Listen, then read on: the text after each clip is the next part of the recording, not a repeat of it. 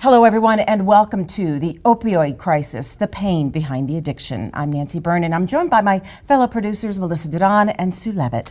Yeah, for the next half hour, we'll take a closer look at this epidemic that continues to grow, taking the lives of thousands of people nationwide, many right here in Southern Nevada. We'll talk to those fighting on the front lines to end this epidemic, and we'll meet some extraordinary people in long-term recovery who are reaching out to help others become clean and sober. For many, opioids have a powerful grip on those who use them. Many start out innocently, taking a prescription given to them by their doctor to help their pain level, but quickly become dependent on the drug. It's a slippery slope. Before many realize it, they've made a jump to heroin, an illegal opioid that's easy to get on the streets. Nevada leaders and first responders are working hard to get ahead of this problem, but they have a long road ahead. I talked to one former addict who explains why that opioid high is hard to beat. Like a warm, cozy blanket wrapped up, and you're safe and secure, and you feel like you're floating on air, and you can control the world. That's how you feel. Well, for me, and that's my experience, that's how I felt. Danny refuses to sugarcoat anything when it comes to opioid addiction. At 19 is when I first tried opiates, and it made me feel like I was on top of the world, and I knew right then and there that was like my best friend. But that best friend quickly turned on her. What started out as a little bit of recreational use turned into much, much more. At first, it was just on the weekends. I promised myself that I would only do it on the weekends, and then it became an every other day thing, and then it became just an everyday thing. And getting her fix became increasingly difficult, putting her in situations she'd never thought she'd be in. Probably sleeping with people that I didn't want to. Completely lowering my standards and dancing, and that's my truth though, because that's where it goes. Even losing custody of her 2 children. Honestly, they were just in the way. I couldn't take care of them, and I knew family members that could. So that was when I decided that that was the best choice for them. Danny's life today looks much different. She's been clean for more than 3 years, has found a strong support system in girlfriend Irma, and has rebuilt a relationship with her family. But Danny says she's just the tip of the iceberg. According to the Centers for Disease Control, opioids killed more than 42,000 people in 2016, more than any year on record. 40% of all opioid overdose deaths involved a prescription. In Nevada, opioid overdose deaths have steadily increased. In 2014, there were 545 overdose deaths. 2015 had 619 deaths, and 2016 had 665 overdose deaths. But let's break that down even more. Here in Clark County, we've actually seen some small improvements. In 2011, we had 334 opioid-related overdoses. 5 years later, in 2016, that number was at 286. 87% of the fatal overdoses are attributed to opioid prescriptions, about 11% to heroin, and 7% to fentanyl. Dr. Michael Johnson, Director of Community Health for the Southern Nevada Health District, is one of many trying to figure out the best way to get a handle on this scary epidemic. I think people think because a doctor prescribed a particular pain medication, it's okay to continue this indefinitely, and that's just not the case. One of the biggest priorities right now is making sure doctors are following new prescribing guidelines in Nevada. For example, new patients will be limited to a 14-day initial prescription for opioid pain medicines. If they need more, doctors will have to perform a series of evaluations as well as use the prescription drug monitoring program to make sure patients aren't doctor shopping, steps that weren't always taken in the past. As opposed to being more routine and regimented in practice, I think it was done haphazardly. Some physicians did, some physicians didn't so much. So I think that's been part of the problem. But while lawmakers tackle the prescription pill problem, there's another issue that can't be ignored. Heroin use in recent years is up from 11% to 15%. There are cases where individuals have switched from opioid prescriptions to heroin because it's easier to get on the street, particularly with these new restrictions being in place, as it has been to get a prescription for this. So we see many people moving, to purchasing on the street. Survival from an opiate overdose really takes a village. City of Las Vegas Medical Director Dr. David Slattery and his team at Las Vegas Fire and Rescue see overdoses every day. And instead of watching many succumb to their overdose, they have a chance to save their life with this. It's called naloxone, or Narcan. We know that when someone takes an overdose of opiates, they start getting sleepy, decreased level of consciousness, and then their breathing slows and then stops. And that's when they go into arrest and die. And naloxone, Narcan, reverses that in about 15 to 30 seconds. EMS has been using it for years when they answer calls for possible overdosing. We see about 600 calls a year, so 2 to 3 a day that we're reversing an opiate overdose. And now he, along with other community leaders, are training groups all over on how to properly administer Narcan, which comes in a nasal spray or injectable forms and is available at your local pharmacy. And then you just spray it up there, and that's it. And it's absorbed right into the bloodstream. Groups like court marshals, nightclub bouncers, and hotel security all want training. We wouldn't hold off doing CPR on an overdose just because they're an overdose. I don't think giving naloxone empowers anything. It pulls them off that cliff, it saves their life, and allow the specialist on the back end to start working on that addiction. But at least we have a human being that's alive again. And a second chance at life, like Danny got, may be all they need to make a change. It wasn't honestly until one day that I honestly tried to end my life, and I woke up and I was mad and that I wasn't dead, and I had a choice either to go right or left, and I chose to go right. Sometimes I want to pinch myself because I'm like, I can't believe this is my life. It's hard though. I'm not gonna lie that it's a cakewalk and that it's easy, because I've gone through a lot of ups and downs and there's a lot of struggles, but I just know, and I keep in the center of my mind, that using heroin or drinking alcohol or using meth or whatever the choice is at that moment is not gonna fix my circumstances. She says a higher power now helps her get through and reminds her of what's important in life. When it comes to helping people beat their addictions, leaders really believe it's about meeting people where they are. An example of that is the Southern Nevada Harm Reduction Alliance, which aims to reduce drug-related stigma, overdoses, and the harmful effects of drugs. Now, there is a lot of hope that these overdose numbers are going to go down. We have to remember that the prescription guidelines only took effect early this year, so it's going to be really interesting to see where those numbers go. And they say trying to kick the heroin addiction is almost impossible. Not impossible, but very, very difficult. Very difficult. Yes. It is very difficult. And our city leaders are taking a very active stance to get out in front of the opioid crisis in our community. And they are not alone. We are seeing people all over our city aligning in what seems to be a major movement to fight the opioid epidemic. Faith leaders are coming together and making addiction and recovery a major priority.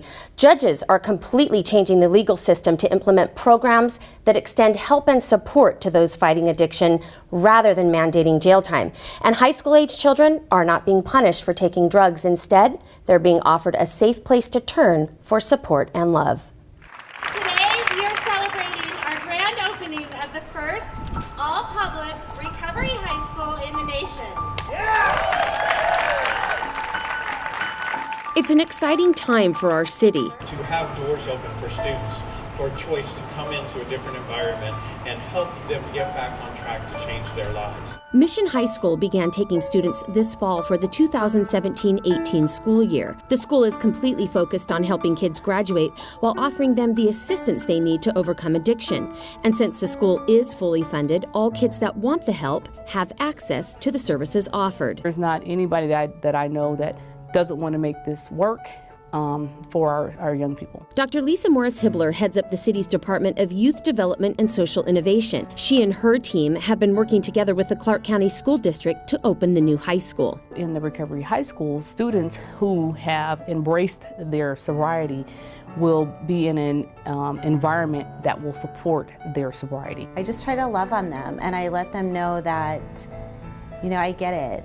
I understand that addiction is a process and that I'm going to love them no matter what, and we're going to get through it together. Principal Barbara Collins has created a different atmosphere here at Mission High School, something you can feel the second you walk on campus. It's like a breath of fresh air. Like I can share. They make you feel like you're worth it, like you're worth the fight. They encourage you. They don't come at you for your mistakes. If you relapse, you happen to make a mistake, you go back to drugs, they welcome you back again. Like, it's like a home. I treat the students like they're my own kids. They know how to get in contact with me every day of the week. They have my cell number if they need something. Why might animators choose to use traditional methods and materials if they are able to get similar results using CGI? When they're absent, we call them. It's not just the rotocollar that CCSD uses.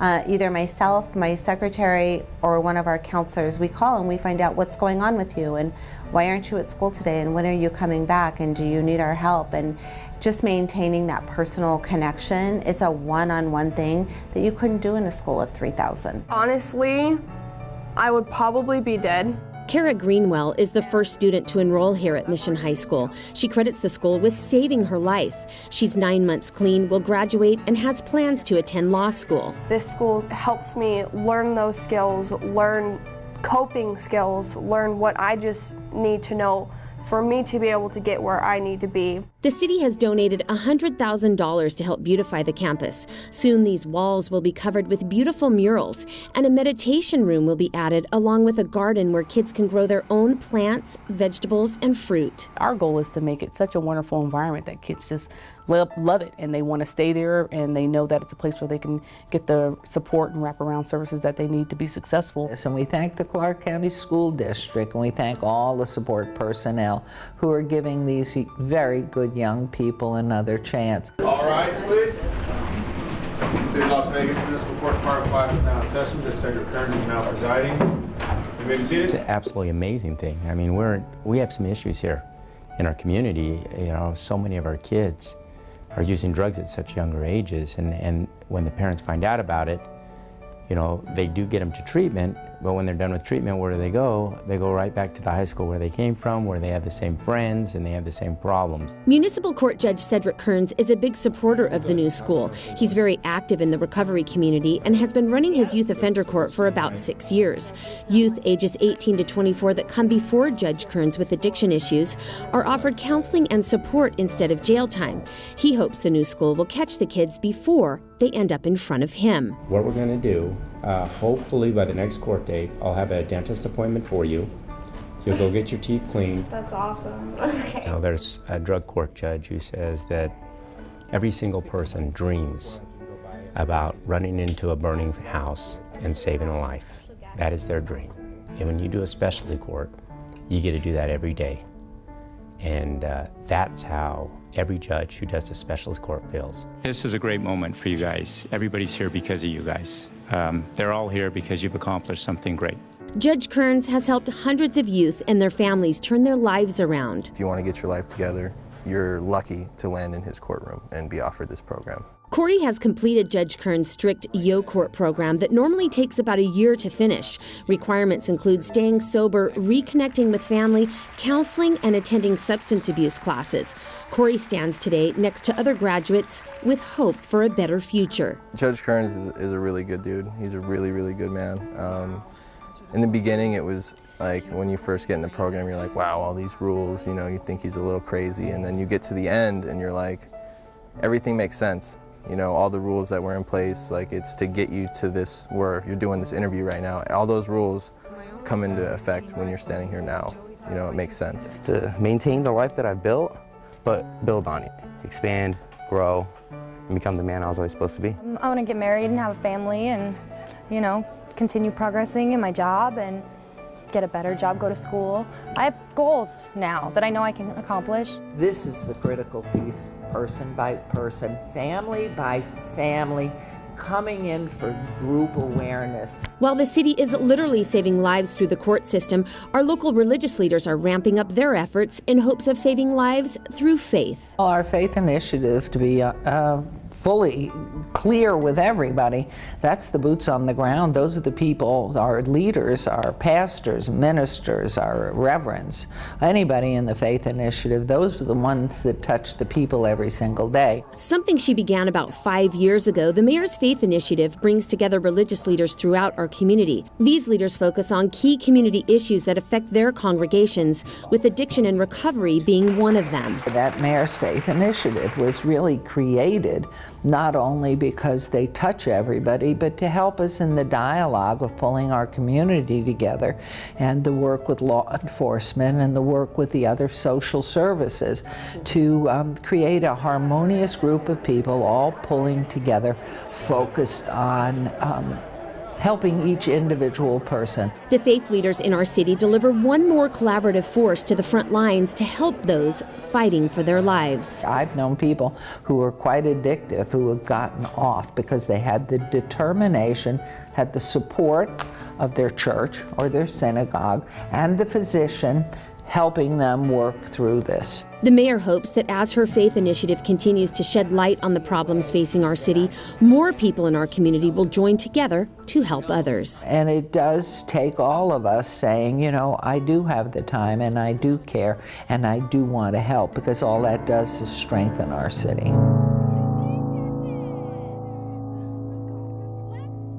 The mayor is not only strengthening our city with her faith initiative, but she's been a huge influence on other cities. She is a member of the U.S. Conference of Mayors, a body of 1,200 mayors from cities all over the country. They have some of the same issues we have in our city and are looking to our mayor and all she's done with her faith initiative to fix the problems in their own communities.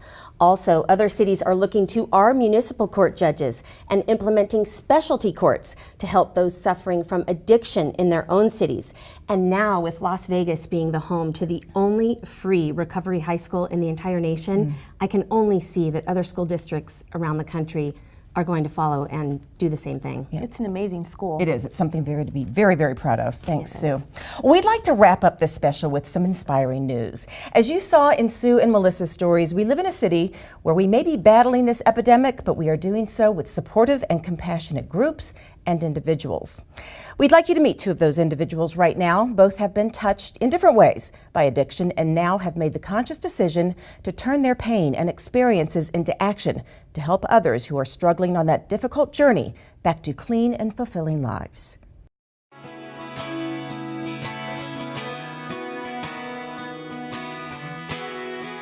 Nyla Christian sweeps into a room and heads turn. She's beautiful, brilliant, vivacious, and compassionate. A strong aura of self-respect surrounds her, but she will be the first to tell you she didn't always give off such positive signals. You know, I was trapped in negative life cycles for a very, very long time. I was a woman who was under the lash of alcoholism and addiction for a very good portion of my life. As Nyla and I sat in a quiet, darkened studio, she spoke frankly about how her desire to be a great mother to her son Nico prompted her to begin the difficult journey to a clean and sober life, and how perfect strangers on the other side of that journey helped keep her from turning back. When I made the decision, which took me quite a bit to make, a lot of life loss, love loss, family loss, a lot of loss, and a lot of attempts. But the final attempt, what was really important to me is that there was a network of people who welcomed me, and they were familiar with the path, and they were compassionate. She calls those who welcomed her back into a life of long-term recovery a life bridge. They didn't judge her past. Instead, they encouraged her to continue moving toward her bright future. You know, not everybody makes the decision to want to get sober, stay sober, be in a self-defined mode of recovery. Not everybody makes the decision, but once that self-decision is made, you know, if I can't be welcomed back, if the stigma is so thick and so deep and so isolating, then more than likely, and studies show that people do recidivate. People do return to the only way of life they've known and the only mode of survival. She immediately knew becoming a life bridge to others was her calling. Through her Living Well and life-inspired projects, she is now the one helping people find their way out of the darkness. Part of being a life bridge is educating family and the community that the stigmas associated with addiction need to be thrown out. It's Park Bench to Park Avenue. There's no socioeconomic factor here for alcoholism or addiction. So the idea of the destigmatization is, again, reiterating, no socioeconomic, there's no race, there's no status, there are no letters behind your name that will save you. I think Sam Quinones, who is the author of Dreamland, talks about the cure for addiction is community. That's the cure. The cure is family and community and connection. So yeah, having that life bridge is so super important.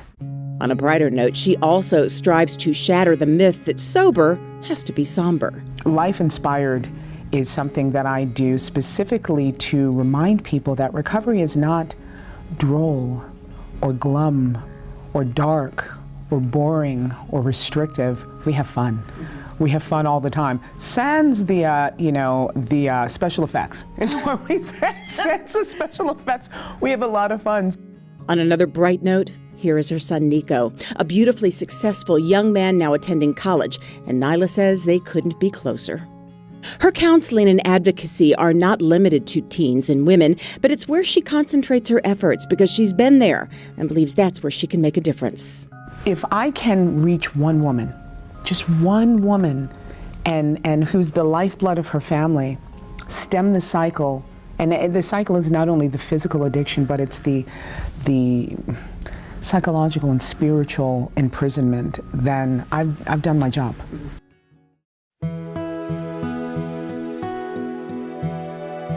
I am a person in long-term recovery. First and foremost, I am a father. I'm a father of 4 sons, 3 of which are living. I've been in long-term recovery since 1994, and I raised my kids very well aware of the disease of addiction and alcoholism, which runs deep in my family. Meet Joe Engel. He says even though he warned his kids of the dangers of addiction, his 2 oldest sons began experimenting with drugs and alcohol in their teens. His oldest son, Reese, struggled with heroin and opioid addiction for several years. He had bouts of being clean through the 12-step program. His longest time away from heroin was 7 months. He had came home back to live with me, and things were looking up. And he was back in the house about 3.5, 4 days. And it was I remember the day that he was, I left him alone. I had to go to work, and he was going to be home alone by himself for the first time, and I remember texting all day long, and that was July 21st, 2011. And when he didn't answer my text, I came home from work that day, and I had found him. He was overdosed upstairs in his bed. Joe grieved this tremendous loss, but eventually decided to turn his grief into action by forming the Las Vegas chapter of There Is No Hero in Heroin. It's a grassroots volunteer-driven organization to help others affected by heroin and opioid addiction. He and 2 other grieving parents got it started. We started, we sat in the kitchen of my house across the table with 3 other parents that had been affected by their kids' heroin use or opioid use, and we knew that we wanted to help. we weren't sure what the help was going to look like. And what we did is, we had a community yard sale. We made $800. In the first community yard sale, we took $500 of that and we gave it to a sober living house. This is one of the sober living houses for women. Joe explains this is where those who have reached a certain milestone in their recovery come to live for 30 days. The first 30 days are crucial to long-term recovery. Those days enable them to build a new foundation toward a clean and sober life before getting back into the real world. That was our goal, to do one scholarship, rent voucher a month. To date, we've given away over $23,000 worth of those scholarships, all from community yard sales, from shooting tournaments, golf tournaments, personal donations. There's some things that they say in a recovery community. You got to change your playgrounds, playmates, and playthings, and to develop a foundation on which you can build a new way of living. You will see on their website, tinhihlasvegas.info, the organization also holds special events and monthly meetings for those touched by addiction. And more recently, the group advocated to get Clark County School District, Nevada, and the City of Las Vegas to join together to create Mission High School for teens recovering from addictions. Joe's mission is not only to help those who have been touched by addiction, but to change the way society looks at addiction overall. Certainly anybody who suffers from addiction is not a bad person trying to get good. It's a sick person who is trying to get well. Both Nyla and Joe say they hope there is a day when these programs are not so badly needed. And that's where the important aspect of fighting this issue comes into play. Prevention. They both spend time talking to teenagers about standing up for themselves and standing against drugs and alcohol. And they both say it's not always a sure fix, but keep those lines of communication open in the home. Knowing who your kids' friends are and what they're doing can help keep them on the straight and narrow. Absolutely. Also on social media. Yes, very good point. Very important to stay involved. We want to thank you for joining us for this important program, The Opioid Crisis, the Pain Behind the Addiction. Hopefully we've offered some information that will give people a place to turn for help and let them know they are not alone. And we'd like to remind you that you can see this program repeated right here on Channel 2 as well as KCLV.TV. Thanks for joining us, everyone.